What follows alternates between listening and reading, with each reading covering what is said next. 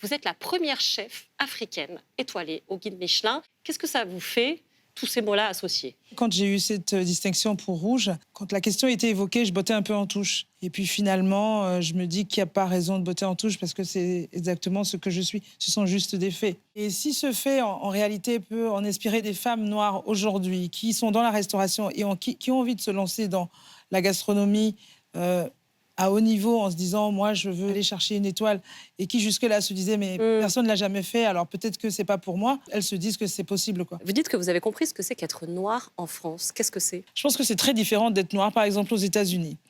Ici, en France, on n'a pas ce truc du Black Power. Enfin, il y a quelques mouvements, quelques associations qui militent pour la défense ou le droit des Noirs, qu'ils soient d'outre-mer ou d'Afrique, etc. Parce qu'il y a aussi tout ça. Souvent, on a tendance à mettre tous les Noirs dans la même catégorie, mais en réalité, il y a noir dans le sens où les Antillais, les Réunionnais, etc., ne se positionnent pas de la même manière que des personnes qui sont nées, grandies en Afrique et qui migrent ici, qui ne se positionnent pas de la même manière que des personnes dont les parents ont migré ici et qui, eux, sont noirs, mais nés en Europe et grandis en Europe. Et donc, en France, on se dit, voilà, liberté, égalité, fraternité, il n'y a pas de problème, tout va bien, on s'aime, voilà. Et en réalité, c'est pas du tout ça. Les plaies sont pas pensées, en fait. Et dès qu'il y a une opportunité pour appuyer un peu sur la plaie, ça réveille tout de suite beaucoup de choses.